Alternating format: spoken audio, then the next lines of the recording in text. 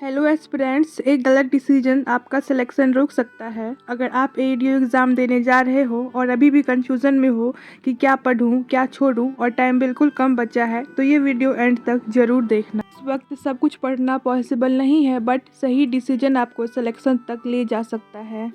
तो अब मैं फटाफट से तुमको बताऊंगी कि क्या गलती नहीं करनी है। पहला, न्यू बुक्स। अब नई बुक्स स्टार्ट मत करना, यही सबसे बड़ी गलती होगी। Number 2, heavy theory. अब स्पेक्ट्रम लक्ष्मीकांत पढ़ने का टाइम बिल्कुल नहीं है। नंबर 3, रैंडम यूट्यूब वीडियोस देखो, एक टीचर को पकड़ो और उन पे ही रिलायबल रहो, उनसे ही अपना कंफ्यूजन क्लियर करो। And number 4, guess based GK. देखो, गेस पे अब काम नहीं चलेगा, मेहनत करने अभी मैं करंट अफेयर कर रही हूँ बाय उत्कर्ष क्लासेस, जिसमें वो 150 MCQ करवा रहे हैं। मैं तुम्हें जो टॉपिक्स बता रही हूँ वो कर लोगे तो पक्का कट ऑफ पार होगा। साइंस में सिर्फ एनसीईआरटी बेस्ड टॉपिक और एमसीक्यू प्रैक्टिस कर लो।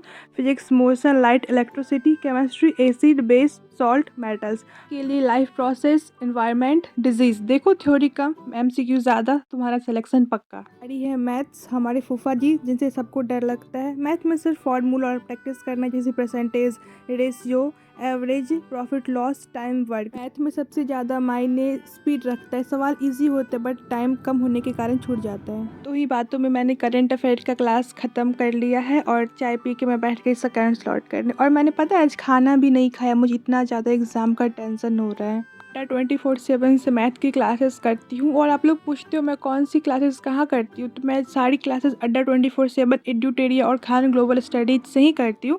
मैंने एडीयू की प्रिपरेशन अगस्त से ही स्टार्ट कर दी है और अभी मैं सिर्फ रिवीजन, मैथ्स, रीजनिंग ही कर रही हूँ। क्लास करके मैं घर से बाहर गई तो मोमोज़ वाले अंकल आ चुके थे, तो मैंने सोचा थोड़ा सा खा लूँ और मैंने सुबह से खाया भी नहीं था। और ये आपके लिए।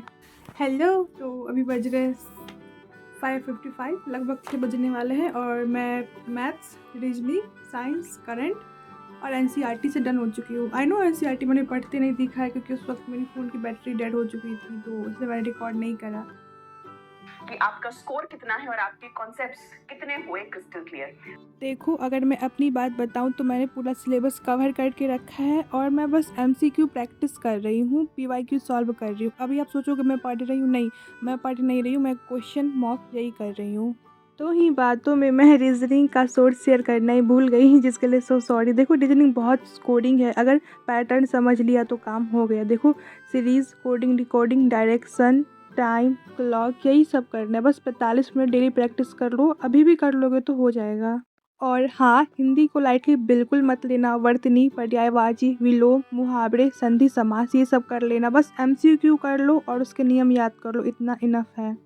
तो मेरा साइंस आज के लिए कंप्लीट हो गया है और ये कुछ मेरे नोट्स है जो मैं शेयर कर रही हूँ। और हाँ, आप लोग बताना आपकी तैयारी कैसी चल रही है और आपने कहाँ से क्या पढ़ा, कितना सिलेबस कंप्लीट कर लिया। एडीओ का सेफ स्कोर 100+ रहने वाला है, तो मैथ, रीजनिंग 50, साइंस में 30 से 50 मार्क्स और हिंदी प्लस जी के बाकी का। अटैम्प्ट ज़्यादा नहीं करना, एक्यूरेट अटैम्प्ट करना और तुम्हारा सिलेक्शन हो जाएगा, क्योंकि मेरे दोस्त सिलेक्शन लक से नहीं लास्ट डेज के डिसीजन से होता है। और हाँ, आज के वीडियो के लिए इतना ही था। अगर तुम्हें वीडियो अच्छी लगी होगी तो लाइक कर देना, सब्सक्राइब कर लेना, क्योंकि मैं इसी तरह से डेली व्लॉग्स लाती रहूँगी और अपनी स्टडी की स्ट्रेटजी शेयर करूँगी।